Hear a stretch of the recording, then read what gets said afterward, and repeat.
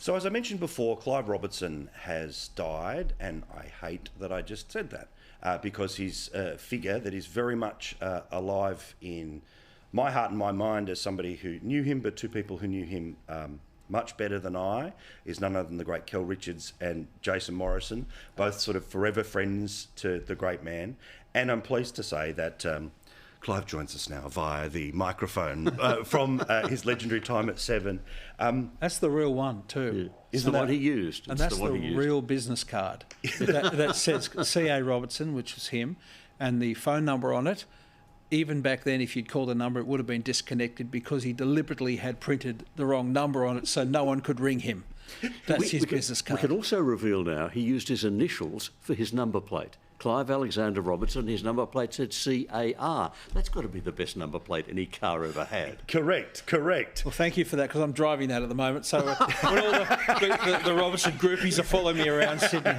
Sorry. All right, now, he deserves an hour. I've sadly only got a couple of minutes.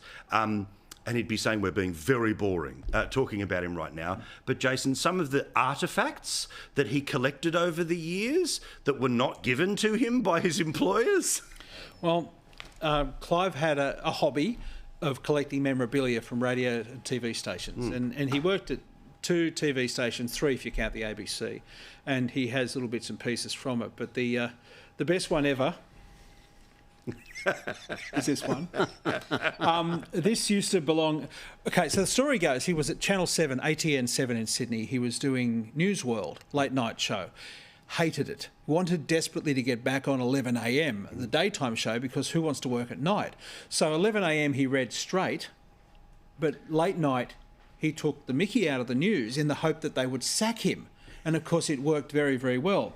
So this sign was on the set of 11am, and he wanted it more than he thought 11am should have it, so he stole it and he put it behind, like, the set, and of course the network for weeks on end didn't have a Channel 7 logo on the front of the desk. So Roger Clemson, it's here. Yeah, there it is. Come and get it. If you can find me in the phone book, you can buy it.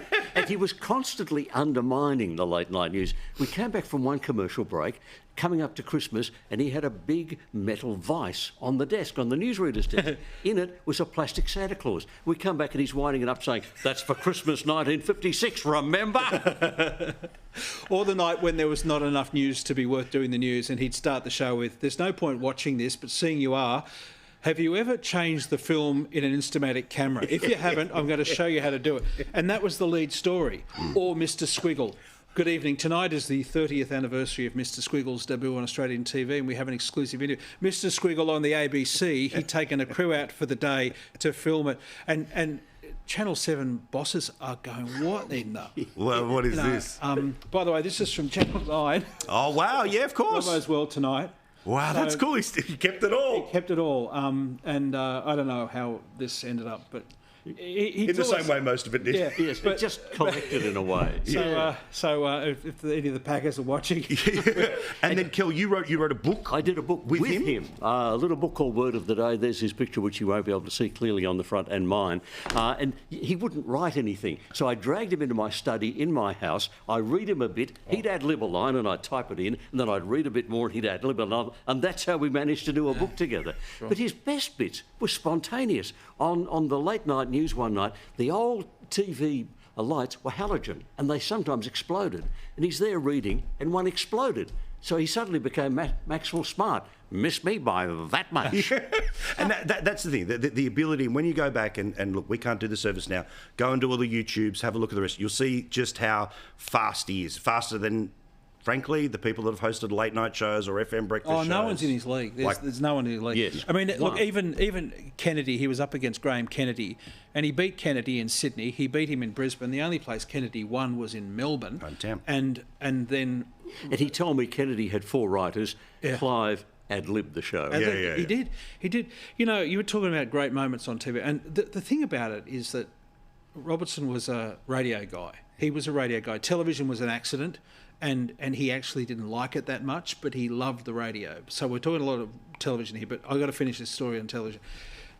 He's a very devoted Christian man, not religious, Christian. He loved the Bible, and it's a big... For a lot of people who love him, they're a bit surprised when you tell them that. But he he was a big believer, but he also thought gambling was evil. So one night at Channel 9, he was asked to do the lotto numbers for a mega draw, like the $5 million draw, the biggest one. And I think 9 had stakes in lotto at the time. Yeah, I love this story. So Robertson said, we're going to do the lotto numbers tonight. So here they are. And the lotto jingle's playing along, and up on the screen in Roman numerals are tonight's winning lotto numbers. And he just had this image of all these people going, What? Trying to work it out. XBBQQ. Trying to work it out really quickly. Lads, Yes. again, as I said, not enough time. You were awesome friends to him, incredible friends to him, and that was the honour in and of itself to be a friend of his. You felt like you were the centre of the world because you actually were. For him, there's not enough time. We'll find our own ways, and we will stop being boring now. All right. Thank you, Jason. Thank you, Kel. Thank you. All right. I'll see you again on Sunday night.